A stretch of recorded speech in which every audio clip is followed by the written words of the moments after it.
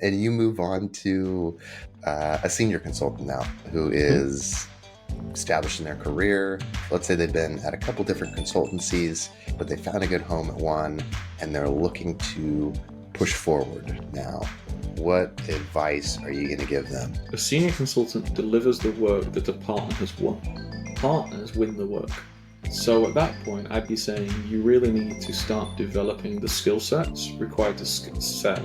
And just like cost or schedule is a skill set, and just like people management is definitely a skill set, sales is definitely a skill set. If you walk into sales thinking, oh, this is easy, I can wing it, it's the equivalent of walking into management saying, this is easy, I can wing it.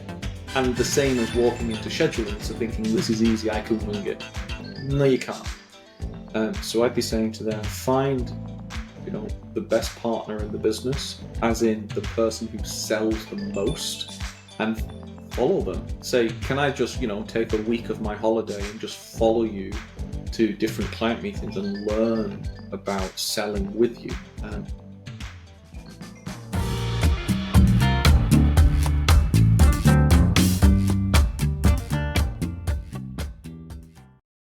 Welcome to the Beyond Deadlines podcast, where we tackle challenges that planning and schedule leaders come across on a day-to-day basis. My name is Micah Piippo, and I'm a planning and scheduling manager for Intel. And my name is Greg Lawton. I'm the CEO of an AI schedule management company called Nodes and Links. Today, Greg's on the hot seat, and he has stumbled into a project controls consultancy banquet, and he's been asked to describe the career of 3 to 4 different consultants, each one at different stages of their career. As he works the room, he's going to provide these individuals advice on what is their next step. Greg, are you ready? This is kind of in the deep end, but let's go for it. Yeah, well, I think they have free food and drinks here. So after you get done being roasted, you can go grab some hypothetical refreshments. So who do you think these 3 or 4 individuals are? Let's start off with the first one, beginning in their career. Who's the person? Where are they? What are they working on? Give me the deets.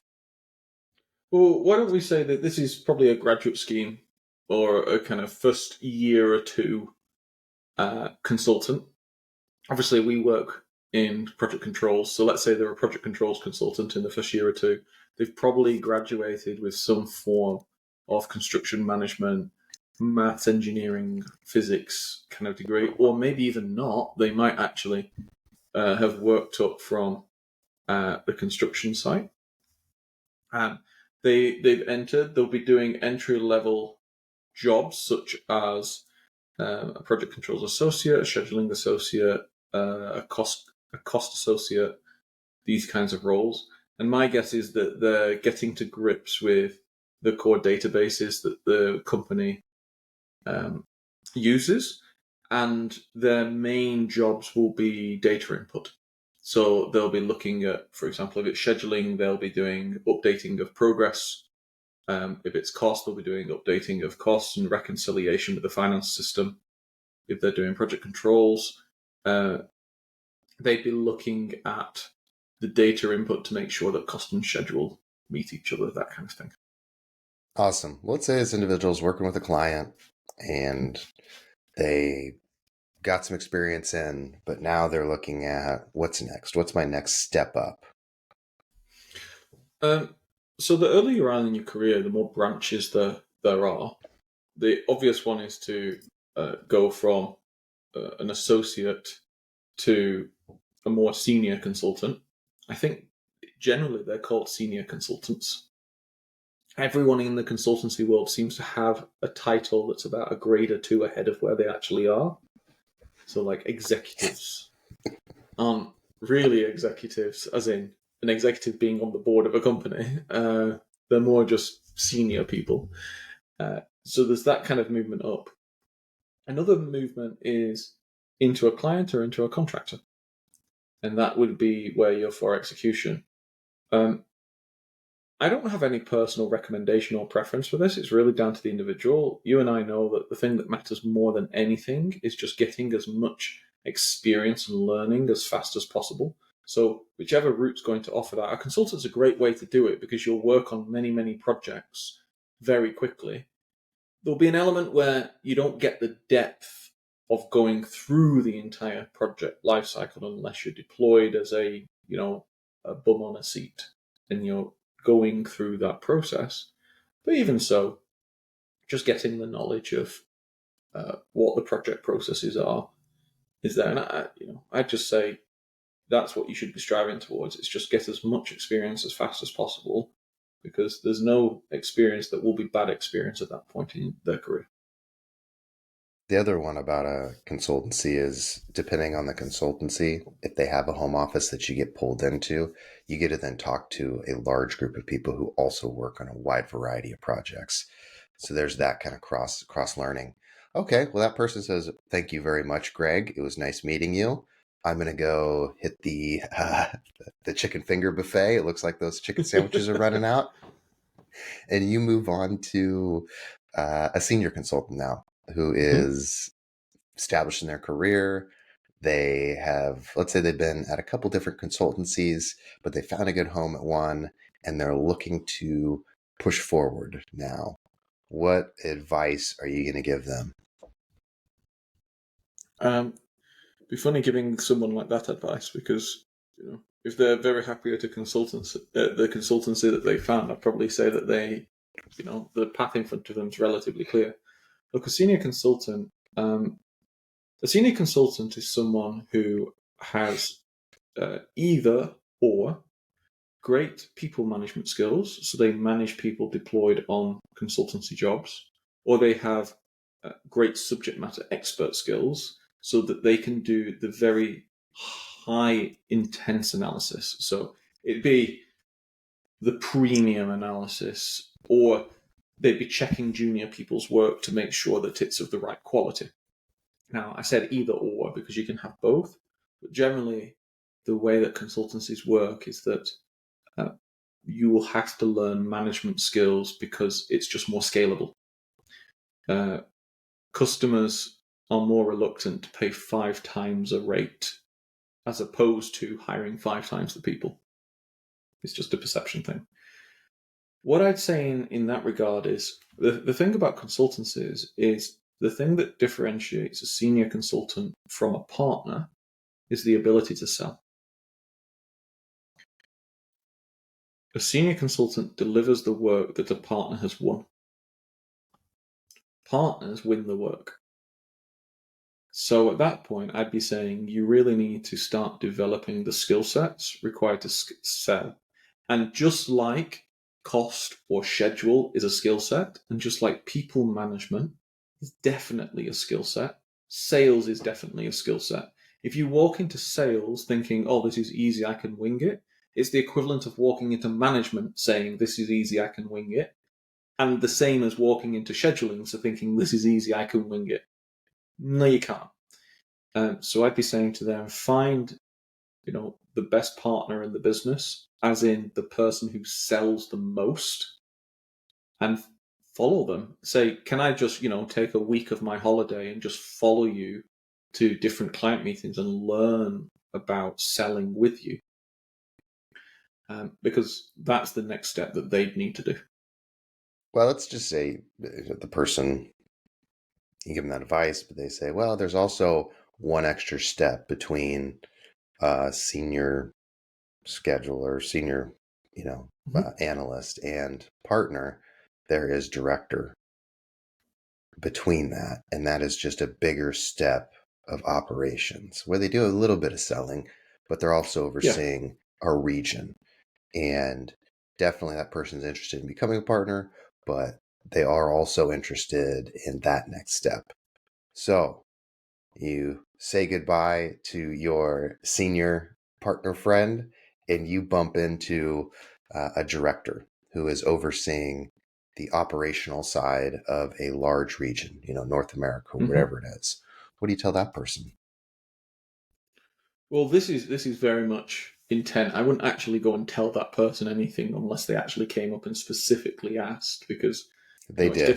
They did. Okay. They got awkward. Good. They did one of those things where they stood too close to you, when you first meet someone and they don't have a good sense of personal bubbles.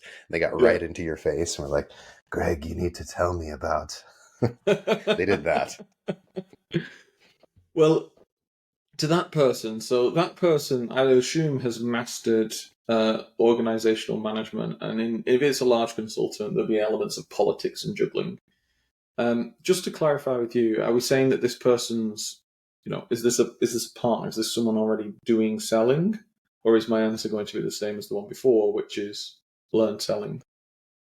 Let's say they're doing a little bit of selling, but they're at a level where I think they have more options. Like maybe they're not a partner, Okay, but they have the knowledge set, and maybe they are kind of sitting between like, oh, Greg, what should I do? Should I sit around and wait for partner?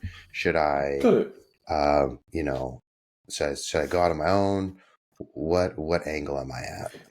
got it. So it's interesting, that one, because once you become a partner at a lot of these consultancies, typically you have to buy in.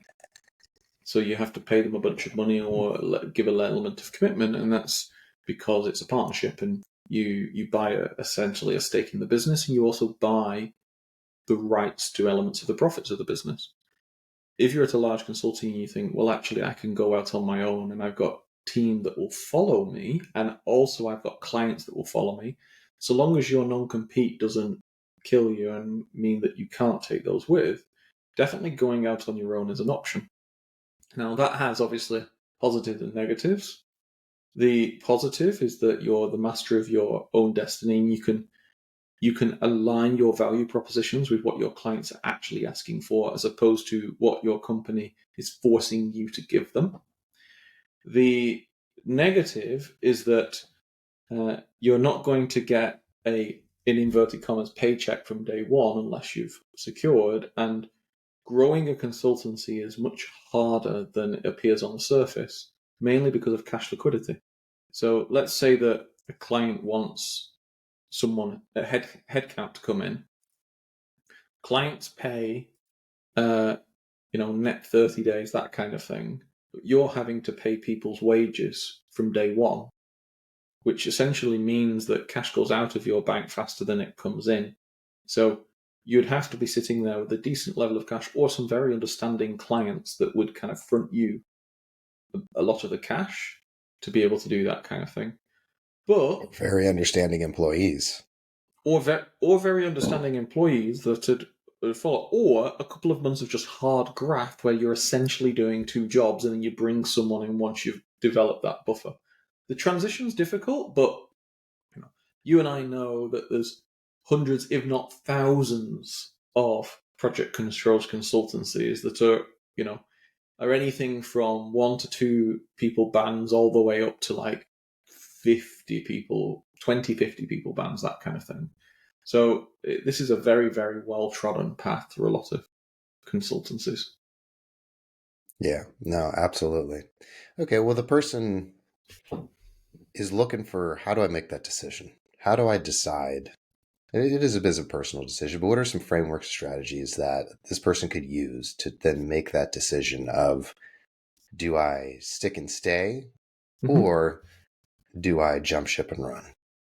Beautiful. So there's what I'd say here is people have interesting that people that deal with project controls and therefore that deal with risk don't have sometimes the most mature risk mindset when thinking about this, because you've got to think about what's the actual risk that you're taking on. If you plan it out correctly, you can do it so there's very little risk. Because you've got to think, let's say the whole thing fails. Okay. Well, could you get a job somewhere else? Yes, you absolutely could get a job somewhere else because you're a highly skilled person and you've actually shown initiative to go out and do things on your own, and you're coming at it with a customer relationship that you can bring in. Um, do you need to put a huge amount of cash on the line to be able to start this thing? No, you just need to be able to support yourself for a couple of months whilst you get yourself off the ground and get commissions. It's essentially like just having a job interview and getting a job. It's just that it's a consultancy job and you're paid consultant rates.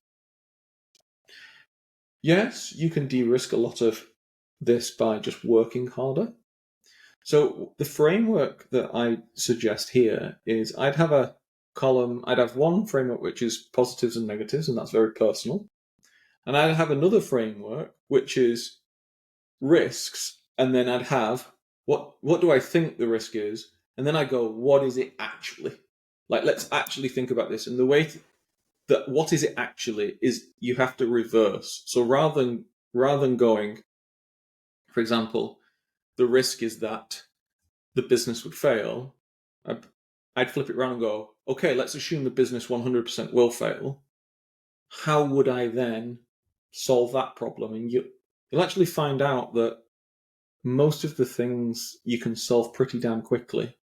It's not like you're doing an asset-intense business where you've sunk 3 million into machinery. It's essentially you're selling your time. Oh man, that P6 license can be pretty pricey, you know, but not as expensive as a license to nodes and links. See what I did there? I thought nodes and links are cheaper. I said not as expensive. Okay, so it's cheaper. Yeah. I was trying to give you a shout out, but now you just made it thanks, awkward. dude. Thanks, dude. All right. But the other one on that is, to me, you know, I thought about an interesting way you could go about doing this is, speaking of that risk scenario. So let's say you're working at a consultancy and you're director level and it's high, you know, a lot of work in there. And so you're worried about bandwidth. You know, if you want to de-risk it, there's so many senior schedulers or like senior project controls roles that I guarantee are absolute super easy for anyone at that level. You could find one in your area. They list it as a 40-hour job, but you could probably do it in like 15 or 20. This is not super ethical, by the way, potentially, but I'm just trying to give people options and frameworks here. Go take that job. It'll support your cash flow, and then you can launch your business while you do it. That way you don't have a middle ground where you're like hunting for clients, looking for money, you know, all that stuff. I think there's options there to help lower the risk profile of doing something like this. This is actually one thing. Obviously, I went out and I started my own business, and a lot of my friends were like, oh, "That was very risky." Oh, like, you know, going out, you don't have your job, you're starting a business. It seems really risky. It was zero risk. There was zero. I had a guarantee of employment from my previous employer because they said, "You're great. If it doesn't work out, we'll have you back." I had investors who were willing to pay from day one, so I didn't actually jump ship until I had the investors that said. So it was a period of double working. Okay, if you think about it, it's like it's just de-risking. People say that entrepreneurs, have a much bigger risk appetite than what I'd call the average worker. I'd actually counter that. I'd actually say that entrepreneurs are incredibly risk averse. What they have is just a greater understanding of risk and the wherewithal to do something about it. And this is really a mindset. And all I'd say to this person is you need to get your head around that, read a couple of books on it, take a punt, do your frameworks. But ultimately, if the whole thing goes to pot, what's really the worst that will happen? Like, under no circumstances should you be out on the street or you be selling your house or anything like that. That's just an absolute no-no to me. But, 2 or 3 months where you're looking for a job, okay, well, that's totally doable. Yeah, I would agree. So you move along now, you're working the crowd, and you bump into a owner of a small consultancy. Mm-hmm. So they started it 5 or 10 years ago. They anywhere between 5 and 10 resources that work on them, depending on the contracts they land. Business is good, but they're looking at what are their options moving forward. What kind of conversation would you have with them? So is this someone who essentially wants to retire or get out of the game or do something like that? Yeah, let's say that. Okay. So there's fundamentally 2 or 3 options that they can do here. Number one is that they promote internally or hire in essentially a partner.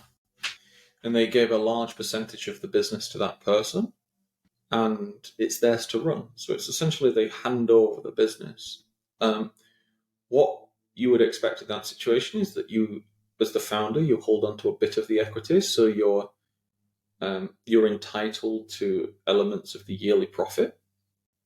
But ultimately, to attract someone of that level of caliber who's a partner who could win, you're going to have to give a significant amount of the profit pot to that person, because it's going to be the incentive mechanism for them to earn the big bucks. And you'd have to run the numbers. It depends on how profitable the consultancy is. If it's median to low, you'll probably, as the owner, be walking away with not much. If it's very high, you'd maybe be walking away with something. And it's just because of norms in the industry. So that's you hire in essentially your replacement. The second thing you can do is you can look to sell the business. Now, it's very difficult to sell consultancies because they have no asset value. So if you think about it with a bank giving you a mortgage, if you default on your mortgage, they come and take your house, and your house is an asset, so they can sell it.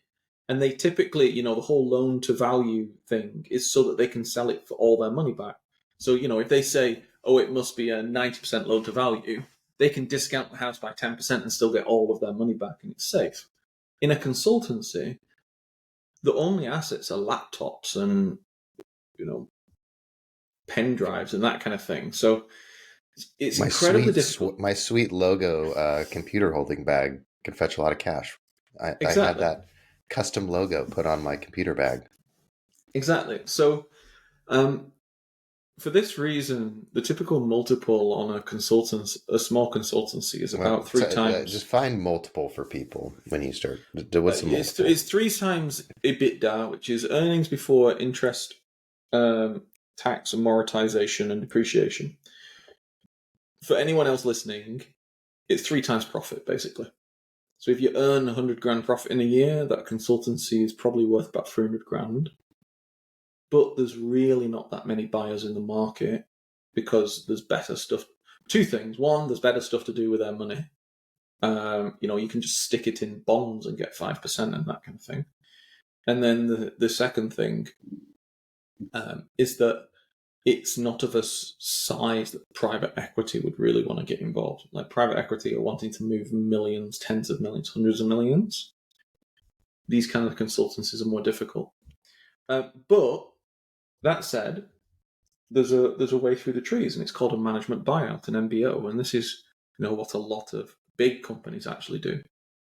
And essentially, what you do is you sell the company to your employees, and all of your employees take a share of the company. So let's say you've got 10 employees.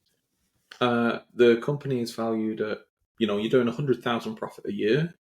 The company is valued at 300,000, so it's 30,000 an employee. And you sell it like that, and then all of the employees would be, this whole thing would be a partnership, and then all of those employees would be would have the right to the future profit of the company. Now, that is absolutely doable, and that can be done, but not many people just have 30 grand sitting around to just dump in buying a company that that will have ups and downs. So one thing, there's 2 separate things here. One is how you do the sale, and the second is how you structure the cash. So how you do the sale could be to an external party, internal management buyout, that kind of thing. How you structure the cash, so you're probably barking up the wrong tree if you think that you're going to get all cash up front. It's one of these consultancies. The buyer, if it's an external buyer, they do not know about your customers and this business as well as you, so they're going to err on the 100% the side of caution. So if you say all cash up front, they'll probably just give you 1 times multiple. Like, they just won't be interested because they don't know. They don't know if your customer hates that you've left and wants to cancel the contract and this kind of thing. When you do an MBO, what you can essentially do is a pension. So what you can say is, okay, all 10 employees, you're going to buy this company for 30 grand each. I, as the seller, I'm going to lend you all 30 grand each. And you're going to pay me that back at, let's say, 3 grand a year for 10 years. So you can actually structure it whereby the business produces the profit and the profit pays off the original owner, and the employees who work there over time, as they vest their shares, essentially they work off the loan they took, and they're left holding the asset at the end of the day that produces cash flow for them. Now that heavily incentivizes them to create stability in the business. It also keeps them around. It aligns the incentives so you don't generally have lazy people, and it also heavily incentivizes them to grow it. Because if they can grow it, let's say they double the size of it, then they're paying that off twice as fast and they're pulling money very quickly. So if you believe that you can grow consultancies, that's actually a great thing to do. So it's incredibly, incredibly hard for small business consultants to retire, purely because there just isn't the market of buying those companies that there is in other markets. But there are ways that you can go about exiting, so to external buyers and to internal management. And there's how you value it, and there's cash structures that enable it to be suitable and acceptable for all parties. I'll just give you a final example on that last one. So let's say we're doing a management buyout between the 10 employees and it's 30 grand each. And the business is producing 100 grand a year profit, which is 10 grand a year per person. Let's say your payoff was 5 grand a year, so it'll take you 6 years to pay that off. You're still pocketing an extra 5 grand bonus. And at any point, if you stop paying, it's the equivalent of like a mortgage. The original owner comes back and takes hold of the business. So it's de-risked for the owner. It's also de-risked for the actual person, because you don't want to be sat there with 25 grand liability against your name, like that kind of thing. And it's a win-win whereby the owners step back and they're earning 50 grand a year for 6 years, that kind of thing. And then the employees are pocketing an extra 5 grand a year because of all the work they're putting in. And then after 6 years, it goes up to 10 grand a year, assuming no growth. So you can see how these structures can actually be quite attractive.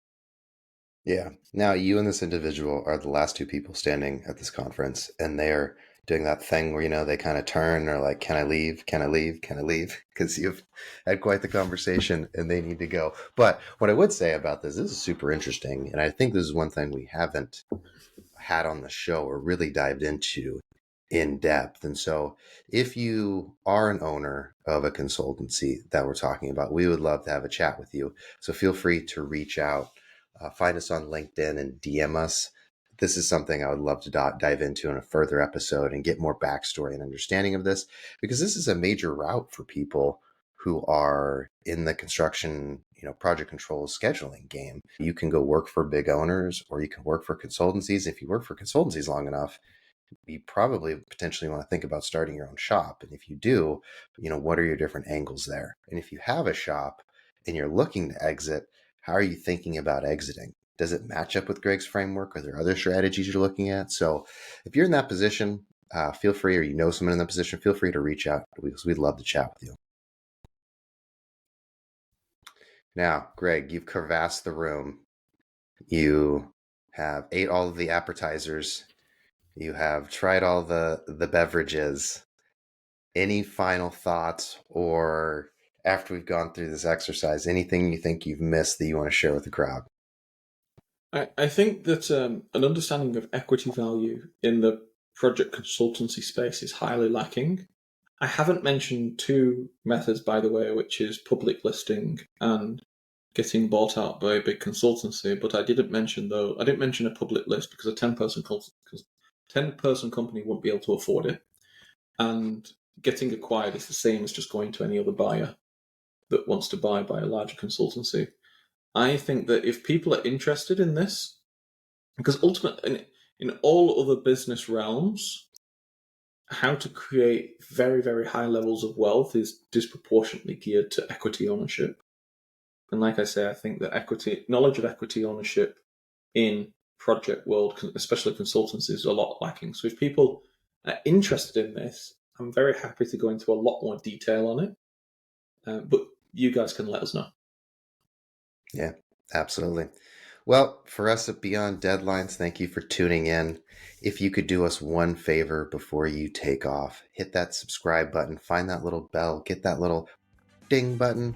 Will you help us grow this community?